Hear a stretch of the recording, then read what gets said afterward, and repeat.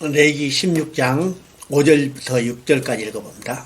下面我们来读一下利未记16章5到6节。要从以色列会众取2只公山羊为赎罪祭，1只公绵羊为燔祭。亚伦要把赎罪祭的公牛奉上，为自己和本家赎罪。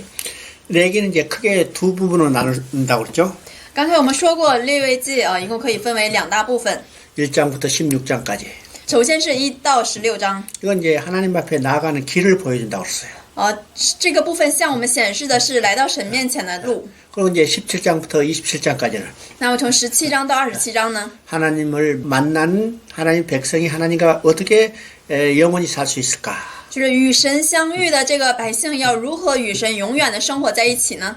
이것이 이제 레기 후반부 이야기라고 했죠. 这是利未记后半部分当中所说的内容。 그래서 이제 레기 전반부는 하나님께 나아가는 길을 보여주는데 所以说利未记前半部分是彰显了如何来到神面前的这条路。 이제 제사장이 드리는 제사를 통해서 하나님께 나간다고 했어요. 通过祭司长所献的祭呢，我们可以来到神的面前。 그래서 이제 16장이 레기의 핵심장입니다. 所以我们说16章是利未记的核心章。 자, 레기 16장을 우리가 쉬운 말로 먼저 대속죄에 대한 규정이라고 그래요.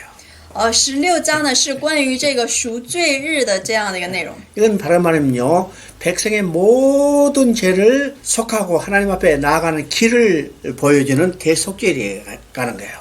这里面说的呢是大赎罪日，就是说这个祭司长代替所有的百姓来到神的面前，向神献祭，然后使百姓回到神的面前的内容。 이날 하루는 대제사장이 짐승의 피를 가지고 지성소에 들어가는 날이에요. 这日呢，这个祭司长他要带着这个血祭物的血呢，要进到至圣所里。 그러면 제사장이 짐승의 피를 가지고 지성소에 들어가서 그 피를 뿌림으로 백성의 죄를 사함받게 해주는데 祭司长呢，他带着这个牲畜的血进到至圣所里，然后他在那里洒这个血，这样的话代表这个百姓的罪得到赦免。 지금은 이제 5절 6절 읽었죠? 现在我们读了16章的5到6节， 그럼 그 내용을 보면 어떻게 돼요? 那么看到这个内容是什么样的内容呢？ 대제사장이 자기를 위한 속죄제를 먼저 드린다고 그랬어요. 这里说这个祭司长他先要为自己而献祭。 그러면 왜 대제사장이 자기를 위한 속죄제를 먼저 드릴까요? 那么祭司长为什么要先为了自己而献上这个赎罪祭呢？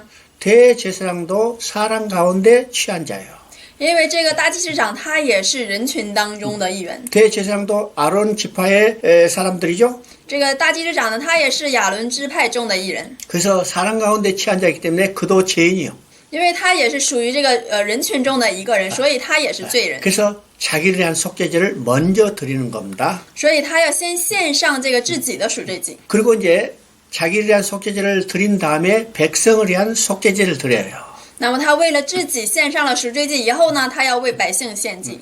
자, 11절, 12절 읽어봅니다. 我们来读一下11到12节。亚伦要把赎罪祭的公牛牵来宰了，为自己和本家赎罪。拿香炉从耶和华面前的坛上盛满火炭，又拿一捧捣细的香料，都带入幔内。 자, 백성에 대한 속죄제를 드리기 위해 때 염소 2마리를 준비해요. 这里说他为了献祭要准备2个动物， 그래서 이제 이 염소를 제비 뽑아가지고 여호와를 위한 염소를 뽑아요. 说他要为了在这里面他要沾灸，然后要选这个羊，为了耶和华而献。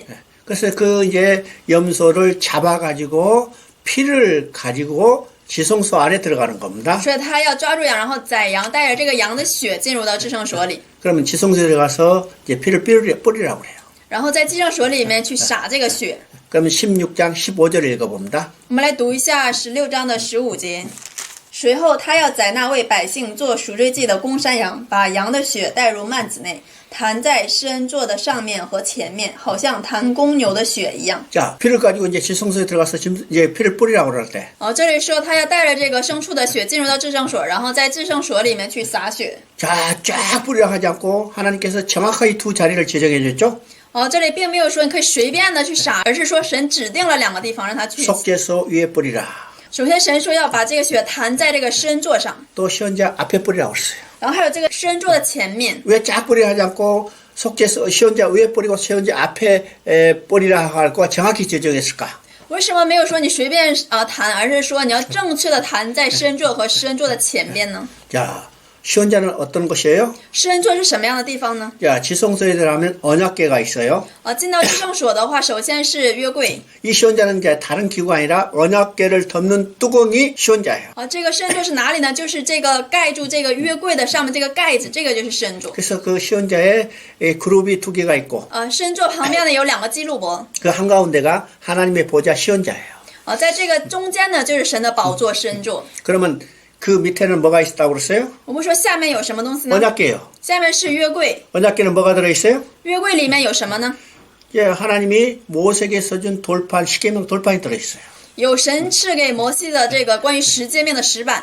그러면 피가 뿌려지지 않았을 때는 那么没有洒血的时候， 하나님이 시온자에 앉아 계시죠? 神坐在这个施恩座上。 그럼 시온자에 앉아 계신 하나님이 내려다볼 때는 뭘 통해서 봐요? 那么当神那个需要查看这百姓的时候，是通过什么来查看呢？ 그 안에 있는 언약궤. 是通过里面的这个约柜， 언약궤는 십계명 돌판이 있어요. 是通过下面的约柜。约柜里面呢有这个石板。 그러면 하나님이 밑으로 내려다볼 때는 십계명 돌판을 통해서 보게 되고 那样的话，神呢向下看的时候，就要通过这个约柜里面的诫命、十诫命来查看百姓。 자, 십계명 돌판은 율법을 대표하죠? 我们说这个十诫命这个石板呢，代表着这个律法的。 그러면 바로 내려다보면 십계명 돌판을 통해서 보게 되고 율법을 통해서 보게 되고 那么神向下看的时候，就要通过这个十诫命的石板来看，要通过律法来看。 그러면 율법을 통해서 본다면 다 누가 있냐면 율법 아래에 있는 거예요. 那么通过律法来看的话，就说明我们所有人都在律法之下。 율법 아래에 있다면 바로 죄 아래에 있는 거예요. 在律法之下，就代表着是在罪之下。 왜요? 율법을 다 지킬 수 없어요. 为什么呢？因为没有办法完 그래서 全遵守律法。 율법을 통해서 보면 율법 아래에 있고 율법 아래에 있다는 것은 바로 죄 아래에 있고 所以通过律法来看呢，我们就是在律法之下，在律法之下呢，就代表着在罪之下， 죄 아래에 있다는 것은 바로 심판 아래에 있는 거고 在罪之下就代表着是在审判之下， 심판 아래에 있다는 것은 바로 정죄예요. 在审判之下呢，就代表着定罪。 예, 정죄는 사망이죠. 정죄의 삭은 사망이죠. 定罪呢就是死，因为说罪的工价就是死。 이것이 피가 뿌려지지 않았을 때 하나님이 내려다보는 패턴이요. 这就是不洒血的时候，神向下看的这样的一个方式。 이제는 근데 그게 피가 뿌려졌어요. 但是现在上面洒了血， 이제는 하나님이 내려다볼 때 무엇을 통해서 봐요? 那么现在神向下看的时候是通过什么向下 시온자에 看呢？ 뿌려진 피를 통해서 볼 때. 是通过洒在这个施恩座上的血来看。 피를 통해서 볼 때는 어떻게 해요? 용서요. 通过血来看的是什么呢？是饶恕。 그래서 그 피를 시온자에 뿌리라고 했어요. 所以神说要将血弹在施恩座上， 또 시온자 앞에 뿌리라고 했죠? 然后又说要弹在这个施恩座的前面。 그러면 피가 뿌려지지 않았을 때는 那没有洒血的时候， 보좌에 앉으신 하나님께서 앞에 있는 백성들을 볼 때는 누구요? 다? 没有洒血之前，神看前面的这个百姓都是谁呀、 다 죄인이죠. 都是罪人。 근데 이제는 그 앞에 피가 뿌려졌어요. 但是呢，现在在前面呢，已在洒了血。 이건 뭘 통해서 봐요? 那么要通过什么来看呢？ 시온자 앞에 뿌려진 피를 통해서 보는 거예요. 要通过洒在施恩座前面的血来看。 피를 통해서 볼 때는 다 용서죠.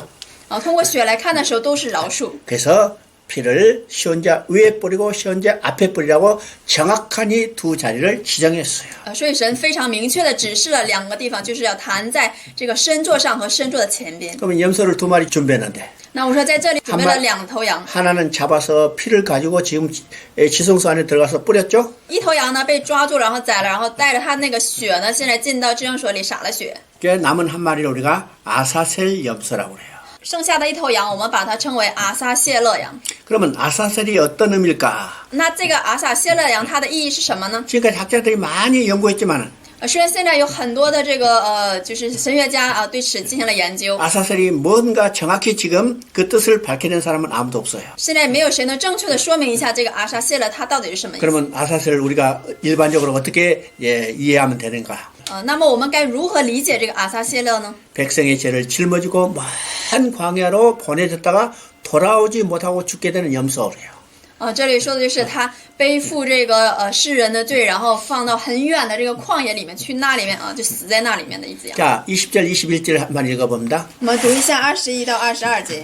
两手按在羊头上，承认以色列人诸般的罪孽过犯，就是他们一切的罪愆，把这罪都归在羊的头上，借着所派之人的手受到旷野去。 자, 지금 이게 아사셀 염소에 대한 이야기죠. 这是关于这个阿撒谢勒羊的内容。 그러면 한 마리 아사셀 염소는요, 대제사장이 두 손으로 안수하라고 했어요. 这里说那个祭司长要把双手按在这个阿塔谢勒羊的头上。 그럼 대제사장이 두 손을 안수한다는 것은 어떤 의미예요? 那么这个被大祭司长按手，这是什么意义呢？ 대제사장은요 백성을 대표해요. 这个带上它代表的是百姓。 백성을 대표하는 대제사장이 이 염소에다가 안수했다는 것은 那么这个代表这个百姓的祭司长，他把双手按在这个羊的头上， 백성의 모든 죄를 이 염소에다가 전가시켰다는 거예요. 意思就是所有百姓的罪都要转嫁到这头羊的身上。 그럼 안수를 통해서 백성의 모든 죄를 짊어진 이 아사셀 염소는 那么现在通过按手背负了所有百姓罪的这头羊呢， 정해진 사람에서 끌려가고 광야로 보냈다가 다시 돌아오지 못하고 죽게 되는 거예요.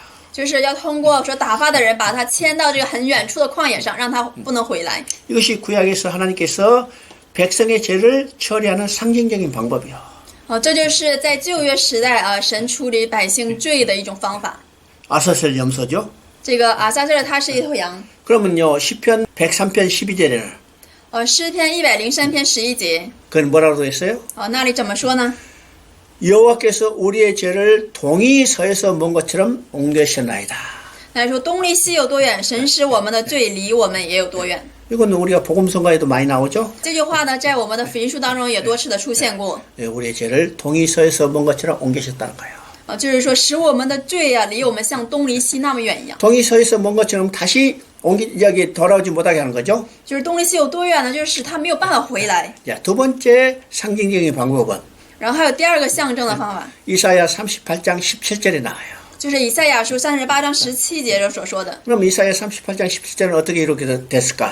以赛亚书38章17节怎么说呢？ 하나님께서 우리의 죄를 자기의 등 뒤로 옮기셨다고 했어요. 那里说神将我们的罪扔在他的背后， 누구의 등 뒤로? 扔在谁的背后呢？ 하나님 자신의 등 뒤로 옮겼다고 했어요. 扔在神自己的背后。 만약 우리의 죄를 우리의 등 뒤로 옮겼다면 如果说扔在我们的背后的话， 하나님이 계속 우리를 보고 죄인이라고 그러겠죠? 那么神一定会天天的指着我们说是罪人是罪人。 근데 하나님께서 우리의 죄를 하나님 자신의 등 뒤로 옮겼다는 거예요.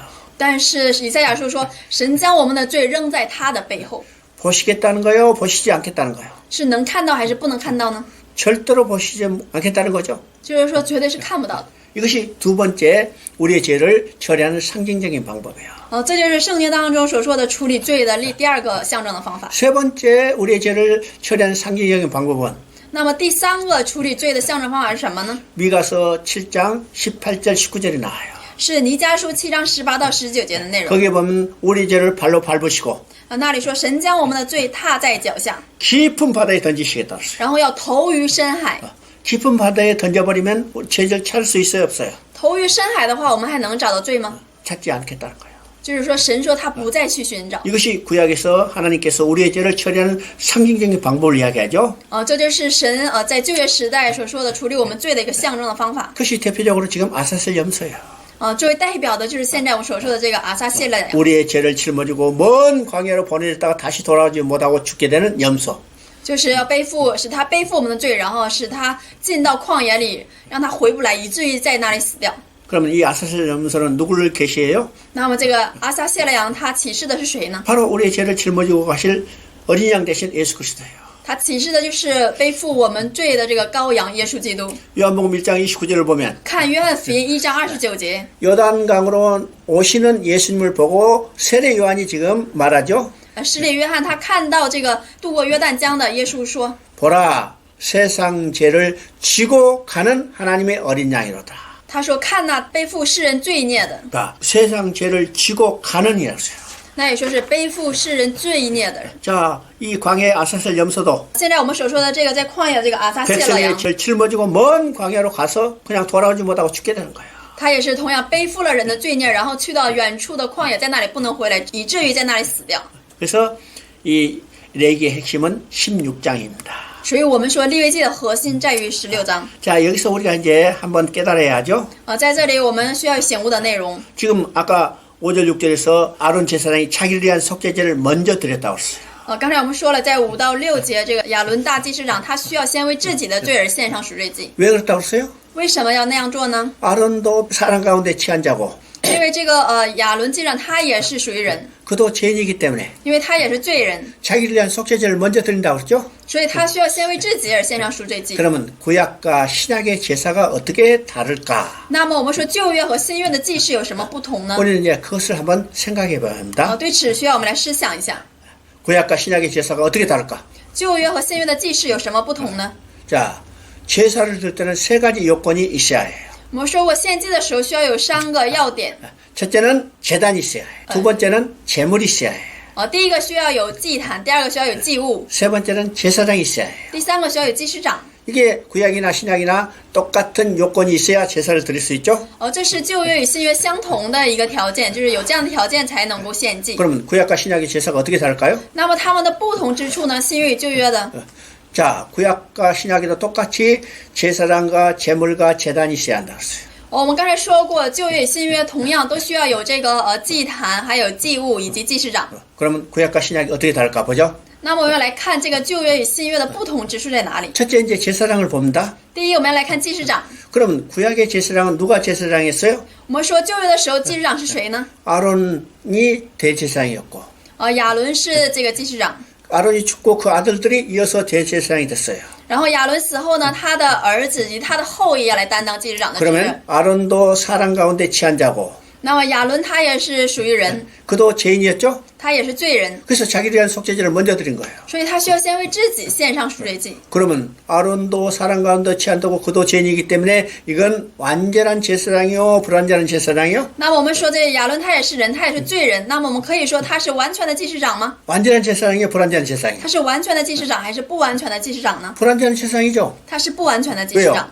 그도 사람 가운데 취한다고 그도 죄인이었기 때문에. 为什么呢？因为他也是人，他也是罪 그래서 人， 자기를 위한 속죄제를 먼저 드리는 거예요. 所以他需要先为自己献上赎罪祭。 그래서 구약의 제사장은 불완전한 제사장이에요. 所以我们说旧约的祭司长是不完全的祭司长。 두 번째 제물입니다. 第二个是祭物。 제물은 구약에서는 짐승의 피로 제물을 드렸어요. 在旧约呢，这个祭物呢是由这个牲畜的血。 그럼 짐승의 피로 인간의 죄를 속할 수 있어요 없어요? 那么我们说牲畜的血可以代赎人类的罪吗？ 짐승이 인간을 대신할 수 있어요? 这个牲畜可以代替人吗？ 짐승이 인간을 대표할 수 있어요? 这个牲畜可以代表人吗？ 인간을 대표할 수도 없고 인간을 대신할 수도 없어요. 这个牲畜不能代表人，也不能代替人。 그래서 구약의 짐승으로 드려지는 제물은 那么在旧约代替人的这个牲畜呢， 인간의 죄를 완전히 속할 수 없죠. 它没有办法完全的就是代赎人类的罪 그건 그림자로만 드려진 거예요. 那只是把它当做一个影子来献上。 그래서 구약의 짐승에 드리는 제물은 불완전한 제물이죠. 所以我们说，在旧约时代献上的祭物是不完全的祭物。 이제 세 번째는 제단이라고 했습니다. 第三个呢是祭坛。 제단은 어디 있어요? 성막에 있어요. 这个祭坛在哪里呢？在这个会幕当中。 그러면 구약의 제단은 어디에 있었어요? 那么这个旧约的祭坛在哪里呢？ 땅에 있는 사람이 지은 성막에 있었어요. 是在地上由人来建造的这个圣幕当中。 이것은 하늘에 있는 참것에 대한 그림자라고 했죠? 我们说过，这个是天上的一个影子。 우리가 이제 출애굽기 25장에서 이미 살펴봤어요. 这个是我们在出埃及记25章看过的内容。 하나님이 모세에게 말씀하시죠. 神对这个摩西说 내가 보여준 모양대로 지으라. 说你按照我所指示你的样式去建造 이 。 말은 하늘에 있는 참것이 있다는 거죠. 这就是在说，在天上有一个真正的实体。 그래서 모세가 이 참것을 보고 와서 所以是摩西看了这个真的实体， 그 모양대로 땅에다가 그림자적 성막을 지었어요. 然后按着所看到的这个实体，在地上建造了一个圣幕。 그러면 이 그림자적 성막에서 제사를 드렸죠. 所以我们可以说，旧约时代的献祭是在影子里面献的。 그래서 구약의 제단도 불완전한 제물의 그림자예요. 所以我们说，这个旧约的这个祭坛也是不完全的，是实体的一个影子而已。 그러면 구약에 드린 제사는 어떻게 드려졌어요? 那么在旧约时代献上的祭是怎么献的呢？ 불완전한 대제사장이 是由不完全的祭司长， 짐승의 피에 불완전한 제물로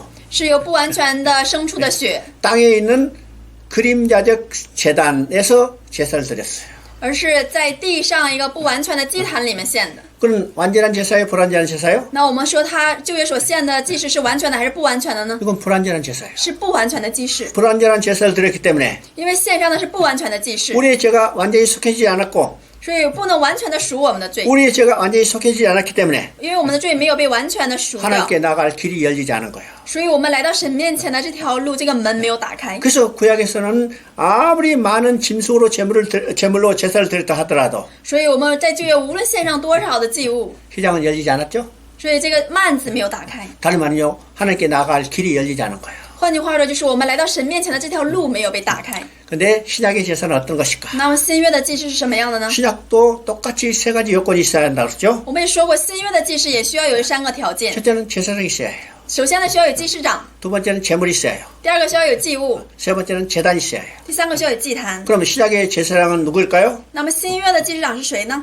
예수 그리스도예요. 是耶稣基督。 예수님은 우리의 큰 대제사장이죠. 耶稣基督是我们的大祭司长。 그분은 누구예요? 那么 그분은 祭 누구예요? 物，他是谁呢？ 하나님의 아들이에요. 他是神的儿子。 그죠? 그분은 하나님의 아들, 그래서 죄 없으시고 흠 없으시고 완전한 대제사장이에요. 因为他是神的儿子，所以他是没有瑕疵、没有罪的完全的祭司长。 제물은 祭物呢， 짐승의 피가 아니고 不是牲畜的血， 예수님 자신의 피예요. 而是耶稣基督自己的血。 그래서 예수님이 자신의 피이기 때문에 이건 완전한 제물이죠. 因为是耶稣基督自己的血，所以这是完全的一个祭物。 또 제단은 那么祭坛呢， 땅에 있는 그림자적 사람이 지은 그림자적 이 제단이 아니고 不是这个在地上由人手所造的这个祭坛， 하늘에 있는 참장막이에요. 而是由天上的一个真正的祭坛。 그러면 신약의 제사는 어떤 제사예요? 那么我们可以说新约的祭司是什么样的呢？ 완전한 대제사장이 是有完全的大祭司长， 완전한 제물로 完全的祭物， 참 제단에서 제사를 드렸어요. 而是在真正的祭坛上所献的。 그럼 이 제사는 완전한 제사예요? 불완전한 那 제사예요? 我们说这个祭司是完全的还是不完全的呢？ 완전한 제사예요. 是完全的祭司， 완전한 제사를 드렸기 때문에 因为献上了完全的祭 우리 司， 죄가 완전히 해결됐어요. 所以我们的罪被完全的解决 우리의 了。 죄가 완전히 해결됐기 때문에 因为我们的罪被完全的解决 우리는 了， 하나님 앞에 나가게 되는 거예요. 所以我们得以来到神的面前。 그래서 휘장이 찢어지겠어요. 所以幔子撕开了， 하나님께 나갈 길이 열렸죠? 所以幔子裂开了，来到神面前的路被打开了。 이것이 구약과 신약의 제사의 차이입니다. 这就是旧约与新约时代祭祀的差异。 자, 이것을 우리가 성경을 통해서 한번 확인해 봅니다. 对此呢，我们通过圣经来确认一下。 자, 히브리서 10장 1절부터 4절까지 한번 읽어봐요. 我们来读一下希伯来书10章2到4节。若不然，献祭的事岂不早已止住了吗？因为礼拜的人良心既被洁净，就不再觉得有罪了。但这些祭物是叫人每年想起罪来，因为公牛和山羊的血断不能除罪。 자, 히브리서 10장 14절 읽어봐요. 我们再来读一下希伯来书10章14节，因为他一次献祭，便叫那得以成圣的人永远完全。 자, 18절 읽어봐요. 我们再来读一下18节，这些罪过既已赦免，就不用再为罪献祭了。 자, 우리가 이제 10장 1절부터 4절까지 읽었죠? 刚才我们读了10章的1到18节。 자, 구약의 율법의 가치는 어떤 것으로 두었어요? 刚才我们说了旧约时代的这个律法的价值是什么呢？ 창차올 참것에 대한 그림자라고 그러죠. 我们说是一个真正的一个影子， 예. 그러니까 그림자로는 문제를 해결할 수 없어요. 所以我们说影子是没有办法解决问题， 찬 것이어야만 해결할 수 있죠. 只有这个真正的这个实体才能够解决。 그래서 구약의 율법의 근거에서 드려진 것은 所以以旧约的这个律法为根据献上的， 다 찬 것에 대한 그림자이기 때문에 都是这个将来的真正的实体的影子。 짐승의 피로 제물로 드린 것도 그림자에 불과해요. 所以以这个牲畜的血献的祭，它也不过是影子而 그래서 已。 황소와 염소의 피가 우리의 죄를 속할 수 없다고 그랬어요. 所以这个世节说呢，公牛和山羊的血断不能除罪， 불완전한 제물이에요. 因为是不完全的祭物。 그래서 구약에 드리는 제사는 불완전한 제사이기 때문에 所以因为在旧约所献的祭是不完全的 우리의 죄를 祭， 속할 수 없었죠. 因此没有办法赎我们的罪。 그런데 예수님은 但是耶稣呢， 우리 14절에 봤죠. 我们看到了14节， 단번에 완전하고 영원한 제사를 드렸어요. 这里说，因为他一次献祭，便叫那得以成圣的人永远完全。 자, 구약은 반복적으로 드렸어요. 我们说这个旧约时代呢是反复的献祭， 그래서 모세에 의해 성막을 짓고 1500년 동안 계속해서 제사를 드렸지만은 所以我们说从摩西的时候开始呢，一共献上了大概1500多次的祭， 우리 죄가 해결되지 않았죠. 但是我们的罪并没有被， 그래서 휘장이 열리지 않은 거예요. 所以这个幔子没有打开， 불완전하기 때문에 또 드렸어.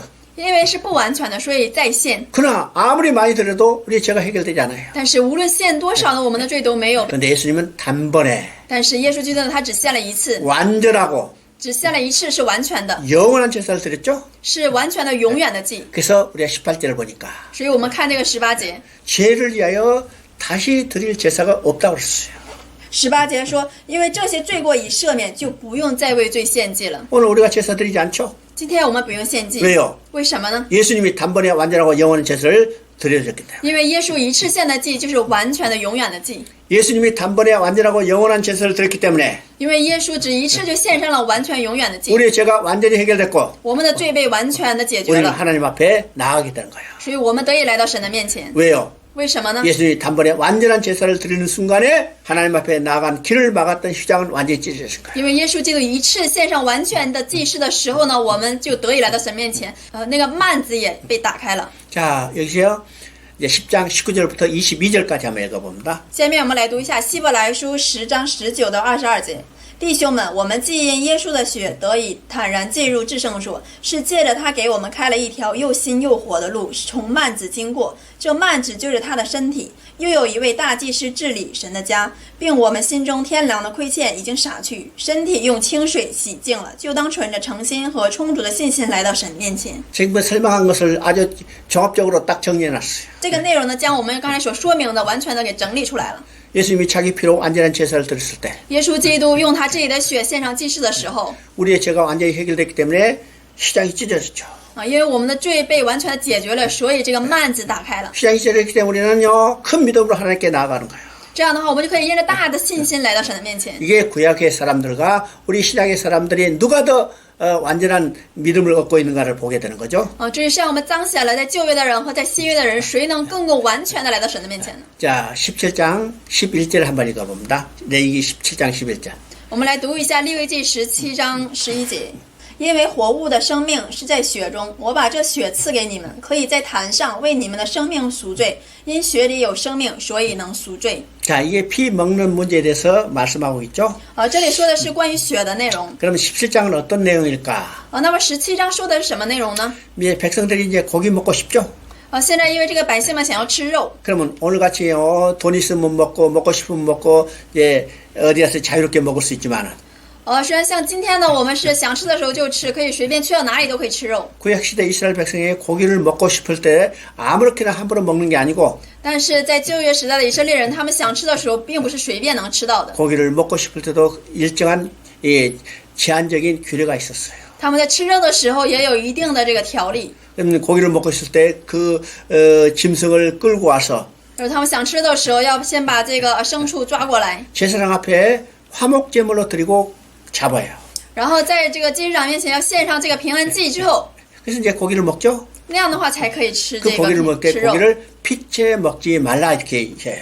但是这里说你们吃的这个肉不可以带血， 왜 피채 먹지 말라고 그럴까요? 为什么说不要吃血呢？ 오늘 이제 중국에는요, 이 피를 먹느냐 먹지 않느냐를 아주 예민하게 이야기해요. 因为今天在中国呢，关于这个吃血还是不吃血的内容是非常敏感的一个问题。 어떤 데는요, 피 먹는 것에 대해서 아주 민감해서 피는 절대 먹으면 안 된다 이렇게 이야기하죠. 有的地方呢，他对于这个非常的敏感，所以他说绝对不能吃血。 그 근거가 뭐냐?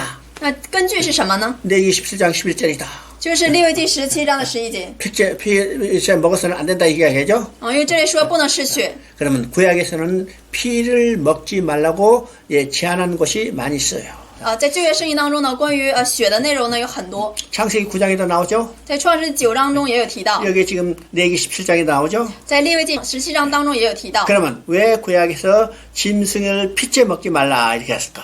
那么为什么旧约要说不可以吃血呢？ 자, 이 짐승의 피채 먹지 말라는 것은 두 가지가 있어요. 17章当中关于血的内容一共提到2点。 물론요, 피에는 생명이 있다. 생명의 기중성을 강조하기 위해서 이 피채 먹지 말라고 하기도 하지만 虽然说这个生命在于血中，所以是尊重生命的缘故，所以不要吃血。 여기서 더 중요한 의미가 있죠. 但是这里有比这个更重要的意义。 피를 너에게 주어 너의 생명을 구원케 하려니라 하죠. 这里说这血赐给你们，可以在坛上为你们赎罪。 피를 통해서 우리의 생명을 구원하겠어요. 说我们是通过血而得到新生命的。 그러면 그 피는 누구를 예표해요? 那么这个血预表的是谁呢？ 바로 예수 그리스도의 피예요. 这个血就是耶稣基督的血。 짐승의 구약에는 짐승의 피를 제물로 드려서 우리의 죄를 속해 주겠죠. 那么在旧约时代呢，是因着这个牲畜的流血而我们的罪得赦， 그래서 그 생명을 그 피를 귀하게 여기는 거예요.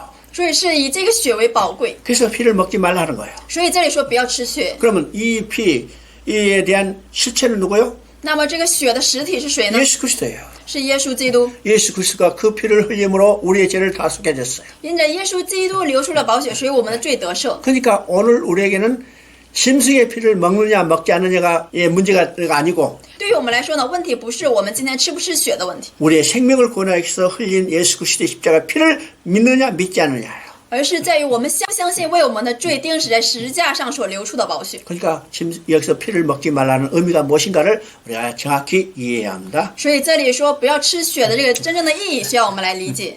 자, 23장을 한번 봅니다. 下面来看一下23章。 레위기 23장은요, 이스라엘 백성들이 지켜야 할 날짜와 절기에 대한 규례입니다. 23章呢是关于以色列人需要遵守的节期。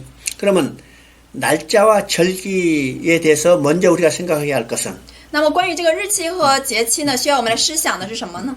이스라엘 백성이 지켜야 할 모든 날짜와 모든 절기는 예수 그리스도에서 성취될 것을 예표하는 겁니다. 就是以色列百姓他们要遵守的所有的日期和节期呢，都是关于耶稣基督所成就的一切的内容。 우리가 이제 날짜와 절기, 성경에 나오는 날짜와 절기를 생각할 때 먼저 우리 머릿속에 정리해야 해요. 那么，当我们来思想这个圣经当中所提到的这个节期和日期的时候呢，需要先在我们脑海当中来整理一下。 다시 이야기하면 이스라엘 백성이 지켜왔던 날짜와 절기는 예수 성취될 것을 예표한다. 日期的内容呢，是预表了耶稣基督他所成就的内容。 그러면 이스라엘 백성들이 지켜야 할 날짜는 어떤 날짜였을까요? 那么以色列人他们遵守的这个日期有哪些呢？ 첫째는 안식일이요. 第一个呢就是安息日， 또 월삭 초하루요. 第二个就是月初， 그다음에 이제 안식년이요.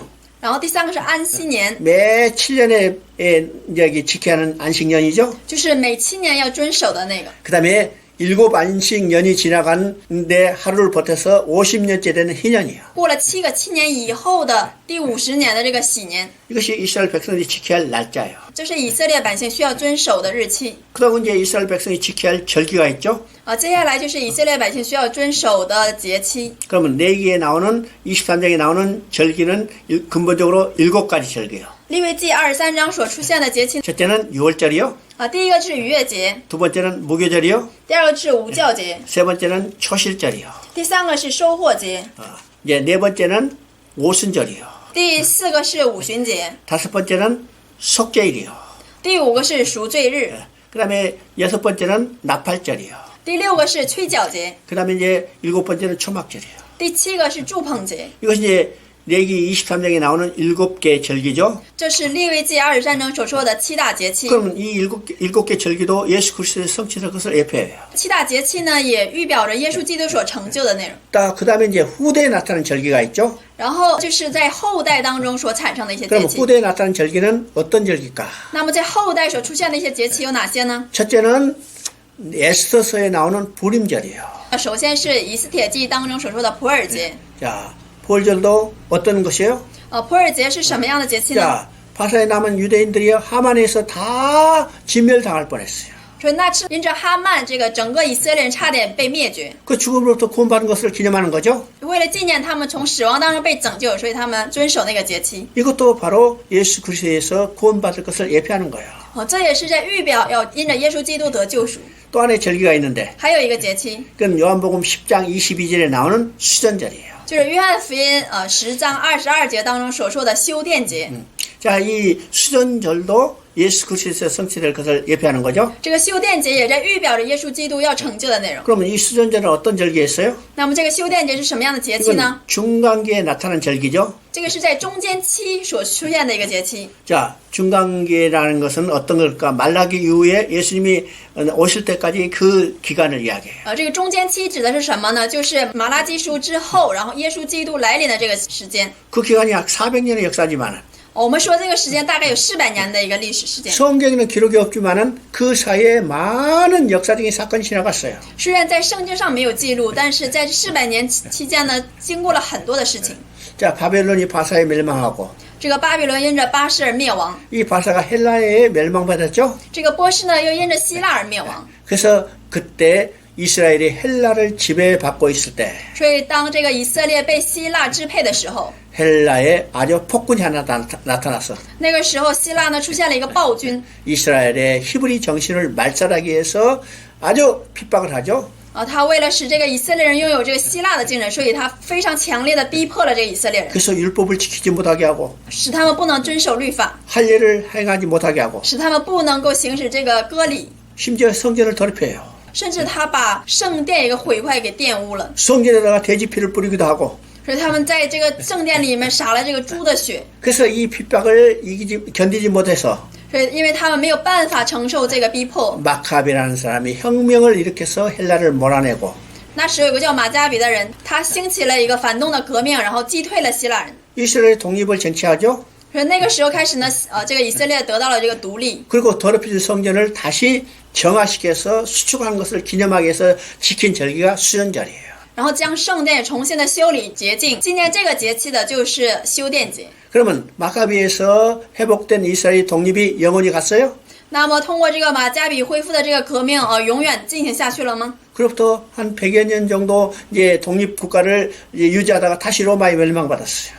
虽然他们接下来大概有100年的时间维持了这个独立，但是后来又灭亡了。 자, 이 성전을 이제 회복한 이 수전절을 지켰지만 虽然为了纪念这个圣殿的恢复，然后有这个修殿节， 그 성전이 오래 갔어요?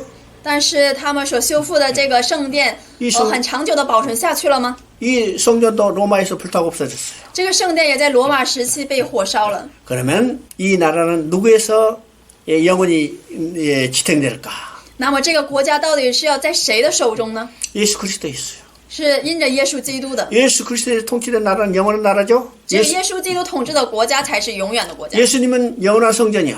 耶稣基督是永远的圣殿， 참 성전이죠. 是真正的圣殿。 그래서 수전전의 진정한 성취자는 예수 그리스도라는 거예요. 所以我们说修殿节当中的真正的这个主人呢是耶稣基督。 그래서 우리가 이제 유대인들이 지키는 이스라엘 백성이 지키는 이 모든 날짜와 절기는 예수 그리스도에서 성취된 것을 예표한다고 우리가 생각해요.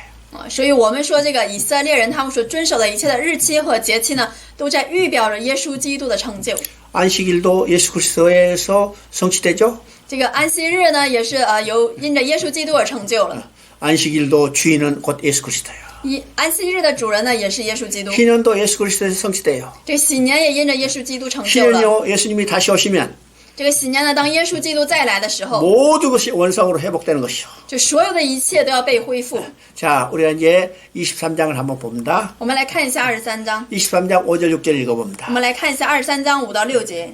正月14日黄昏的时候是耶和华的逾越节，这月15日是向耶和华守的无酵节，你们要吃无酵饼7日。 자, 5절 6절은요. 유월절과 무교절을 지키라고 했어요. 5节和6节呢，这里说要遵守逾越节和无酵节。 유월절과 무교절은 독립된 절기가 아니라 연속된 절기예요. 这个逾越节和无酵节呢，不是单独的节气，而是彼此相关联的节气。 그래서 유월절을 지키고 무교절을 연속해서 지켜요. 如果遵守了这逾越节的话，马上就要再遵守这个无酵节。 근데 유월절은 하루 지키고 但这个逾越节呢，要遵守1天， 무교절은 7일 지키라고 그랬죠? 而无酵节呢，要遵守7天。 왜 유월절은 하루 지키고 무교절은 7일 지켜야 할까요? 为什么逾越节的时候要遵守1天，而无酵节要遵守7天呢？ 유월절은 이스라엘 백성이 애굽에서 노예로부터 해방되는 것을 기념하는 거예요. 这个逾越节呢，是在纪念神将以色列的百姓拯救出埃及， 우리가 사단의 노예로부터 해방되는 것을 구원을 이야기하는 거죠. 就是将我们从撒旦奴役当中拯救出来，指的是救赎。 우리가 구원받는 것은 순간적이에요. 我们被拯救的只是瞬间的事情， 그러나 구원받은 자로서 거룩한 삶을 사는 것은 오랜 기간이에요. 但是身为被救赎的人，要想过这个圣洁的生活，是需要很长的时间。 그래서 유월절은 하루 지키고 무교절은 7일 지키라고 했어요. 所以这个逾越节呢，只遵守1天，而无酵节呢，遵守7天。 자, 10절, 11절 한번 我们来 읽어봅니다. 读一下10到11节。你晓谕以色列人说：你们到了我赐给你们的地，收割庄稼的时候，要将初熟的庄稼一捆带给祭司，他要把这一捆在耶和华面前摇一摇，使你们得蒙悦纳。祭司要在安息日的次日把这捆摇一摇。 자, 이것은 초실절에 대한 이야기죠. 这里说的是初熟节。 여기는 초실절이라는 이게 절기의 명칭은 그대로 나타나지 않지만 虽然这个关于这个初熟节这个名称呢，没有正确的体现出来。 익은 곡식 첫 단을 드리라 해서 이건 초실절을 의미해요. 因为这里说将你出产的这个食物献给祭司，所以这是初熟 그럼 节。 익은 곡식 첫 단을 제사장에 가져오면 如果将这个地里出产的这个食物献给祭司的话， 제사장은 그건 하나님 앞에 흔들어 드리라고 했어요. 这个祭司长呢要把拿着这个食物在神面前摇一摇。 흔들어 드리는 것을 우리가 요제라고 그러죠. 기쁨으로 드린 제사예요. 这个摇一摇呢，我们把它称为是摇祭，就是只要带着喜悦而献的。 그러면 이 흔들어 드리는 요제 드릴 때 언제 드릴까가 정확한 날짜를 정해놨죠. 那么这个摇祭献摇祭的是什么时候呢？这里给出了正确的日期， 언제요? 是在什么时候呢？ 안식오 이튿날. 是在安息日的次日。 그러면 가져오자마자 그냥 싱싱할 때 흔들어 드려야 하는 게 아니고 不是说这个马上拿去了，他马上在它新鲜的时候开始摇， 흔들어 드리는 날짜를 정확히 하나님이 지정했어요. 因为神确切的指出了这个献摇祭的时期， 안식오 이튿날. 就是在安息日的第二天。 그러면 이스라엘이 지키는 절기는 예수 그리스도의 성취된 것을 예표한다고 그랬죠. 我说过，这以色列人他们所遵守的一切的节气呢，都在预表着耶稣基督的 그럼 成 이 就。 초실절은 어떻게 성취됐을까? 那么这个初数节它预表的是什么呢？ 이것이 고린도전서 15장 20절을 읽어봅니다. 这个内容在哥林多前书15章20节，下面来读一下。但基督已经从死里复活，成为睡了之人初熟的果子。 자, 거기서 부활의 철매가 됐어요. 这里说从死里复活， 그죠? 부활의 첫 열매 이 초실절이에요. 就是说成了从死里复活之后初熟的果子。 그럼 예수님은 언제 부활했어요? 那么耶稣基督什么时候复活的呢？ 예수님은 안식오 이튿날 부활했어요. 耶稣基督是在安息日的第二日 그래서 复活的。 레기서 이게 곡식의 첫 이삭을 안식오 첫날 하나님 앞에 흔들어 대는 거죠. 所以在利未记当中说，你要将这个摇祭呢，在安息日的次日献上。 그러니까 초실절도 예수 그리스도의 부활로 해서 성취된 것을 보여주는 겁니다. 所以我们说这初数节也在预表着耶稣基督的成就。 자, 우리가 주일날 예배드리죠. 我们在主日的时候要献上礼拜。 우리가 주일날 예배드리는 것은 어떤 것을 의미해요?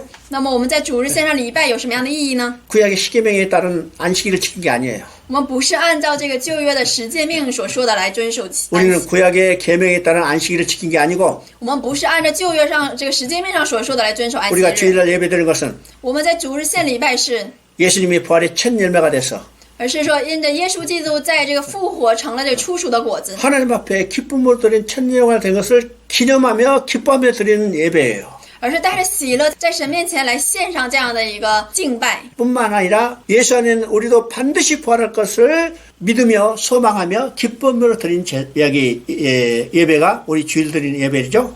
不仅如此，也是我们要带着一个感谢，还有带着信心来到神面前，我们也要这样复活。 자, 16절, 17절 읽어봅니다. 下面我们来读一下利未记23章的16到17节。到第7个安息日的次日，共计50天，又要将新束祭献给耶和华。要从你们的住处取出细面依法2/10，加酵，烤成2个摇祭的饼，当作初熟之物献给耶和华。 자, 초실절부터 시작해서 50일째 되는 거죠. 从这个初数节开始，共计要50天。 자, 이것은 오순절을 이야기해요. 这个是关于五旬节的内容。 오순절 때 새 소제를 드리라고 했어요. 这里说在五旬节的时候要献上新束祭。 그러면 오순절에 드리는 새 소제는 뭘 의미할까? 那么在五旬节献上的新束祭代表着什么呢？ 바로 신약에 태어난 신약의 교회를 이야기해요. 代表的是在新约当中所诞生的这个新约教会。 신약의 교회는 언제 태어났어요? 新约教会在什么时候诞生的呢？ 사도행전 2장에 보면 오순절에 성령이 강림했어요. 看使徒行传2章那里说五旬节圣灵降临， 그러니까 베드로가 일어나서 예수의 님을 증거하는 거죠. 然后彼得他站起来见证耶稣基督。 그 베드로의 설교를 들은 백성들이 가슴을 치는 거예요.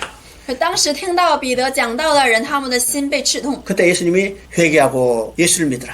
彼得向他们说：“你们要悔改信耶稣。 그때 회개하고 예수를 믿은 사람이 3,000명이 되더라고 했어요. 那里说那时信耶稣的人有3000人。 이것이 신약에서 오순절 성령 강림으로 태어난 신약의 교회예요.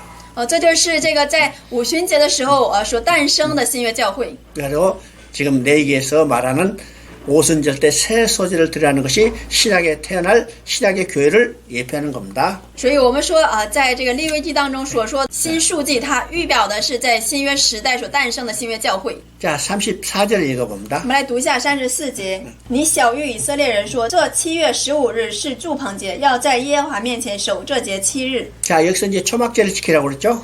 这里说要遵守这个住棚节。 그럼 초막제는 어떤 의미일까? 那么住棚节有什么样的意义 여기 呢？ 43절에 그대로 나타나셨어요. 这个43节给予了解释， 이스라엘의 40년의 광야의 고난의 행진을 기억하라는 거예요. 就让他们纪念神曾经领他们在旷野过了40几年的生活。 그 지긋지긋한 고난의 삶을 빨리 잊어버리지 하지 않고 기억하라고 그랬어요. 并没有说让他们忘记那个当初那种苦难的生活，而让他们记起来。 왜 그럴까요? 为什么呢？ 우리가 지났던 고난의 사를 기억할 때 当我们纪念我们过去这苦难的 지금에 당한 고난도 이겨낼 수 있고 앞으로 닥쳐오는 고난도 이겨낼 수 있어요. 这样的话，我们就可以胜过我们现在的苦难，也胜过以后要来的苦难。 그래서 이스라엘 백성에게도 이 40년의 고난의 행진을 잊어버리지 말고 기억하라고 그래요. 所以神对他们说：“你们不要忘记过去在旷野那40年的一个行进，你们要记住。” 그래서 이스라엘 백성은 이제 가나안 땅에서 살 때도 초막절이 되면 다 보따리 싸가지고 이게 들판에서 천막을 치고 일주일 동안 초막절을 지켰어요. 所以当这个以色列人他们来到了迦南地以后呢，他们每当这个住棚节的时候，他们就要离开家去支搭帐篷，在那里过这个住棚节。 근데 36절을 보니까 但是看这个36节的话， 자, 제8일 성회를 지키라고 그랬죠?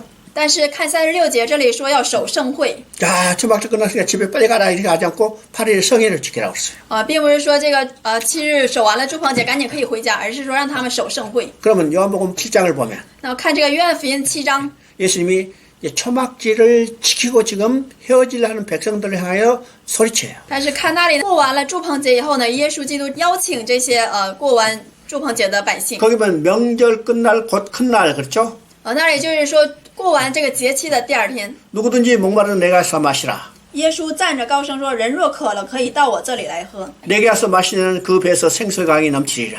说你们到我这里来喝，我就必使你们不渴。 초막절을 지키고 지금 헤어지려고 하는데 그날 초청하면서 명절 끝날 곧 큰 날이라고 했어요. 那里说节期的末日就是最大之日。 자, 레위기는요 명절 끝날 제8일 성이라고 그랬어요. 在利未记当中说过完了住棚节之后要守这个盛会， 요한복음은 예수님이 명절 끝날 다 곧 큰 날이라고 했어요. 而在约翰福音当中说节期的末日就是最大之日。 왜 그럴까요? 为什么会这样说呢？ 초막절은 뭘 예표한다고 그랬어요? 我们说住棚节预表了什么呢？ 광야의 40년의 고난의 행진이요. 预表着在旷野40年这个苦难的行进。 거기 끝나면 어디로 들어가요? 那么这个结束了之后要去到哪里呢？ 약속의 땅 가나안 땅에 들어가는 거예요. 是要进入这个应许之地迦南地。 그날은 기쁨의 날이에요? 슬픔의 날이에요? 那么那日是喜乐之日还是悲伤之日呢？ 기쁨의 날이에요. 是喜乐之日。 그래서 제8일 성회를 지키라는 거죠. 所以这里说是最大之日。 오늘도 우리가 예수를 믿고 구원받았지만은 所以今天我们也因着相信耶稣得到了救赎， 우리가 이 땅에 육신을 가지고 사는 동안은 초막절을 지키는 것과 마찬가지예요. 但是我们带着肉身在这里生活的这段期间呢，可以说是住棚节的日。 그래서 우리의 삶에 고난도 있고 박해도 있고 슬픔도 있고 고통도 있죠. 所以我们的生活呢，有苦难，有逼迫，也有痛苦，也有眼泪。 근데 이 기간이 끝나면 但是等这个日子过去了之后， 어디로 가요? 我们要去到哪里呢？ 어디로 가? 我们去到哪里呢？ 약속의 땅 천국에 들어가는 거예요. 我们要去到应许之地天国。 그날이 기쁨의 날이에요? 슬픔의 날이에요? 那么那日是喜乐之日还是悲伤之日呢？ 기쁨의 날이에요. 是喜乐之日。 그래서 명절 끝날 곧 큰 날이라는 거예요. 所以说，在节期的末日就是最大之日。 그래서 우리는 초막절을 지키고 있지만은 所以虽然我们在守这个住棚节， 이건 반드시 정한 기간이 있고 但是这个住棚节呢，它有这个定下来的日期。 이 정한 기간이 끝나면 当这个定下的日期过了之 우리는 后， 천국에 들어가서 영원히 하나님과 함께 살 것을 소망하며 살아가는 거예요. 过了这个时期之后呢，我们将要进到永远的天国，与神一起来生活。 자, 내 얘기를 마치겠습니다. 到这里利未记结束了。